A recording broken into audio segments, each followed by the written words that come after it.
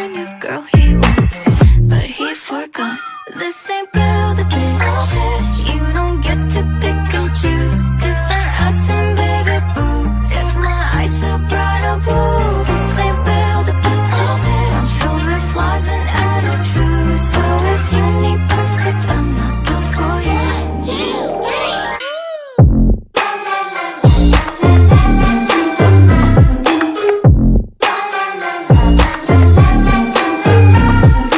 Boys are always playing dolls, looking for the Barbie. They don't look like Ken at all, hardly have a heartbeat. Need someone who falls apart so he can play Prince Charming. If that's the kind of girl he wants. Bismillahirrahmanirrahim. Assalamualaikum warahmatullahi wabarakatuh. Nama saya Nur Hikmah. Di sini saya akan menjelaskan tentang induktif. Induktif yaitu adalah cara mempelajari sesuatu yang bertolak belakang, bertolak dari hal-hal atau peristiwa khusus untuk menentukan hukum yang umum. Penilaian secara induktif dimulai dengan mengemukakan pernyataan-pernyataan yang mempunyai ruang lingkup yang khas atau dan terbatas, dan dalam menyusun argumentasi yang diakhiri dengan pernyataan yang bersifat umum. Nah, metode berpikir induktif ini yaitu adalah metode yang digunakan dalam berpikir. Cara berpikir dengan bertolak dari hal-hal khusus ke umum. Jadi proses penalaran ini mulai bergerak dari penelitian dan evaluasi atas fenomena yang ada gitu. Maka disebut sebagai sebuah cara berpikir yang ilmiah karena perlu proses di dalamnya, proses penalaran yang ilmiah dalam penalaran induktif. Proses penalaran induktif tadi dapat dibedakan lagi atas bermacam-macam variasi. Variasi yaitu yang pertama adalah penalaran generalisasi, yang selanjutnya hipotesis dan teori. Nah, yang pertama yaitu generalisasi. Generalisasi adalah suatu proses penalaran yang bertolak belakang dari sejumlah fenomena individual untuk menurunkan suatu inferensi yang bersifat umum yang mencakup semua fenomena yang terjadi begitu. Contohnya kita contohkan dari generalisasi ini, yaitu bila seseorang berkata bahwa mobil adalah semacam kendaraan pengangkut. Nah, maka pengertian mobil dan kendaraan pengangkut tersebut adalah suatu generalisasi juga dari bermacam-macam tipe kendaraan dengan ciri-ciri tertentu. Ada yang sebagai pengangkut, ada yang sebagai hanya menggunakan saja, atau sebuah ciri-ciri tertentu yang mendapatkan sebuah gagasan mengenai mobil tadi. Sedangkan dari bermacam-macam alat untuk mengangkut sesuatu, lahirnya abstrak. Yang lebih tinggi generalisasi lagi mengenai kendaraan pengangkut tersebut. Nah, begitu. Itu pengertian dari generalisasi. Yang selanjutnya adalah hipotesis dan teori. Hipotesis tersebut secara bahasa bahwa yaitu hypo, dari kata hypo artinya sebelum, dan tesis. Tesis itu pernyataan atau suatu pendapat. Jadinya sebelum pernyataan atau suatu pendapat. Secara istilah, hipotesis ini yaitu hipotesis adalah suatu pernyataan yang pada waktu diungkapkan belum diketahui kebenarannya begitu. Jadi tetapi tetapi kemungkinan untuk diuji dalam kenyataan empirisnya.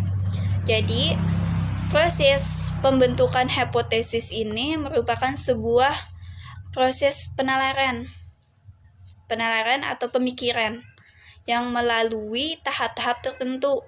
Ada tahapannya, begitu. Untuk hipotesis itu merupakan satu tipe proposisi atau komposisi yang langsung dapat diuji kebenarannya, benar atau salahnya. Ciri hipotesis yang baik itu ada beberapa ciri di sini. Ciri-cirinya, yang pertama adalah hipotesis harus dinyatakan dalam bentuk kalimat pernyataan deklaratif, bukan kalimat pernyataan. Deklaratif tersebut informasi secara ringkas dan juga jelas. Jadi begitu. Itu pengertian deklaratif. Selanjutnya, yang kedua, ciri-cirinya adalah hipotesis berisi peraturan, berisi pernyataan mengenai hubungan antar paling sedikit dua variabel penelitian. Yang ciri-ciri ketiga yaitu hipotesis harus sesuai dengan fakta dan dapat menerangkan fakta. Nah, harus dengan fakta tadi dan dapat menerangkan faktanya, kenapa ini misalnya, harus jelas. Selanjutnya, hipotesis harus dapat diuji atau testable. Hipotesis dapat diuji secara spesifik, menunjukkan bagaimana variabel penelitian itu diukur dan bagaimana prediksi hubungan atau pengaruh antara variabel termaksud. Selanjutnya, nomor 5 atau selanjutnya yaitu hipotesis harus sederhana atau spesifik dan terbatas agar tidak terjadi kesalahpahaman pengertian. Yang kedua yaitu ada teori. Teori di sini adalah teori serangkaian bagaimana atau variabel, definisi dan dalil yang saling berhubungan, yang menghadirkan sebuah pandangan sistematis mengenai fenomena dengan menentukan hubungan antara variabel dengan maksud menjelaskan fenomena ilmiah tersebut. Jadinya di sini ada hubungan antara hipotesis dengan teori. Nah, begini saja hubungan hipotesis tadi dengan teori, yaitu hipotesis ini merupakan suatu jenis proposisi yang dirumuskan sebagai jawaban tentatif atas suatu masalah, kemudian diuji secara empiris sebagai suatu jenis proposisi. Umumnya hipotesis ini menyatakan hubungan antara dua atau lebih variabel yang di dalamnya pernyataan berhubungan tersebut yang telah diformulasikan dicampurkan dalam kerangka teoritis. Nah, mungkin itu saja penjelasan saya. Selanjutnya akan dilanjutkan oleh teman saya. Sekian dari saya. Assalamualaikum warahmatullahi wabarakatuh.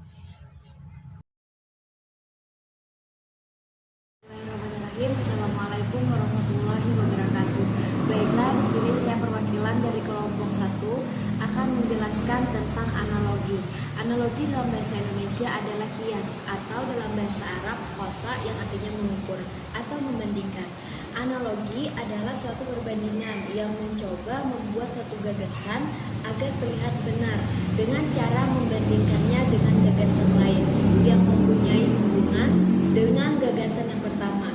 Analogi merupakan salah satu teknik dalam proses penalaran induktif, sehingga analogi kadang-kadang disebut juga sebagai analogi induktif, yaitu proses penularan dari satu fenomena menjadi fenomena yang lain yang sejenis, kemudian disimpulkan bahwa apa yang terjadi pada fenomena yang pertama akan terjadi juga pada fenomena lainnya.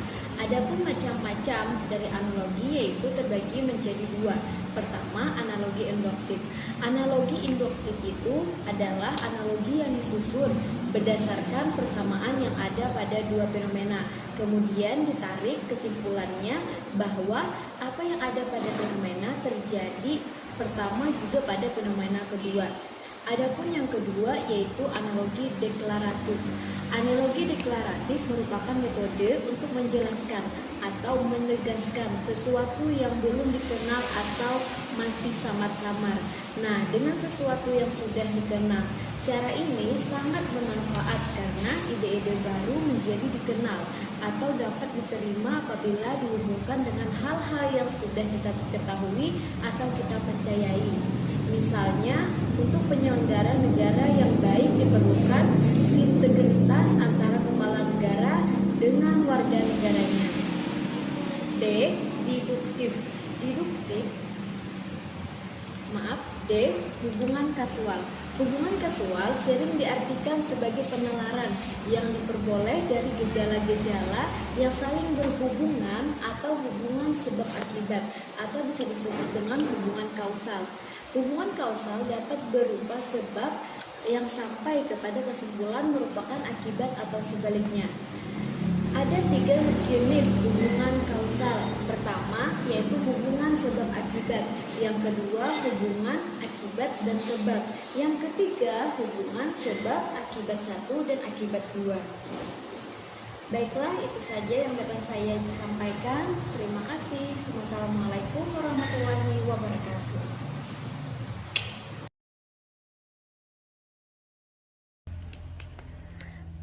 Bismillahirrahmanirrahim. Assalamualaikum warahmatullahi ta'ala wabarakatuh. Perkenalkan, nama saya Sapna dari kelompok 1. Di sini ingin menjelaskan tentang istilah deduktif. Deduktif berasal dari bahasa Inggris yang berarti penarikan kesimpulan dari keadaan-keadaan yang umum, menemukan yang khusus dari yang umum. Lawannya induktif. Deduktif bisa juga diartikan cara berpikir di mana dari pernyataan yang bersifat umum ditarik kesimpulan yang bersifat khusus. Penarikan kesimpulan secara deduktif biasanya mempergunakan pola pikir yang dinamakan silogismus. Silogismus disusun dari 2 buah pernyataan dan sebuah kesimpulan. Metode berpikir deduktif adalah metode berpikir yang menerapkan hal-hal yang umum terlebih dahulu untuk seterusnya dihubungkan dalam bagian-bagiannya yang khusus.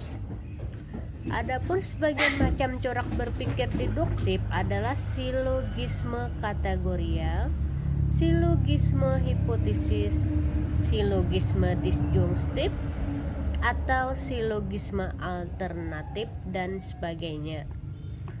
Pertama, silogisme kategorial.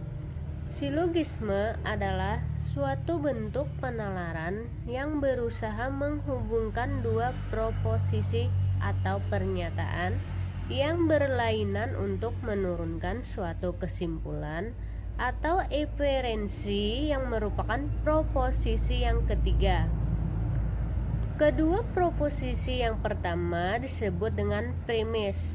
Silogisme kategorial dibatasi sebagai suatu argumen deduktif yang mengandung suatu rangkaian yang terdiri dari 3 atau hanya 3 proposisi kategorial yang disusun menjadi 3 trim yang muncul dalam rangkaian pernyataan itu. Dan tiap trim hanya boleh muncul dalam 2 pernyataan. Misalnya, semua karyawan adalah PNS. Semua PNS adalah peserta jam sostek. Jadi, semua karyawan adalah peserta jam sostek. Dalam rangkaian di atas terdapat 3 proposisi. Pertama ditambah kedua ditambah ketiga. Dalam contoh ini, rangkaian kategorial hanya terdapat dalam 3 trim. Dan tiap trim muncul dalam 2 proposisi. Trim predikat dari konklusi adalah trim mayor dari seluruh silogisme itu. Sedangkan subjek dari konklusinya disebut trim minor dari silogisme. Sementara trim yang muncul dalam kedua premis namun tidak muncul dalam kesimpulan disebut premis tengah.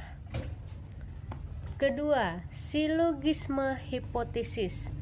Silogisme hipotesis itu bisa juga diartikan pengandaian. Silogisme ini semacam pola penalaran deduktif yang mengandung hipotesa. Silogisme hipotesis bertolak dari suatu pendirian bahwa ada kemungkinan apa yang disebut dalam proposisi itu tidak ada atau tidak terjadi. Premis mayornya mengandung pernyataan yang bersifat hipotesis. Oleh sebab itu, rumus proposisi mayor silogisme ini adalah jika P maka Q. Contoh premis mayor. Jika tidak turun hujan, maka Jazira akan pergi kursus. Premis minor, hujan turun. Konklusi, sebab itu Jazira tidak akan pergi kursus. Atau premis mayor, jika tidak turun hujan, maka Jazira akan pergi kursus. Premis minor, hujan tidak turun. Konklusi, sebab itu Jazira akan pergi kursus. Walaupun premis mayor bersifat hipotesis, premis minor dan konklusinya tetap bersifat kategorial. Premis mayor sebenarnya mengandung 2 pernyataan kategorial, yang dalam contoh hujan tidak turun dan Jazira akan pergi kursus. Bagian pertamanya disebut anteseden, sedangkan bagian keduanya disebut akibat. Dalam silogisme hipotesis berasumsi bahwa kebenaran anteseden akan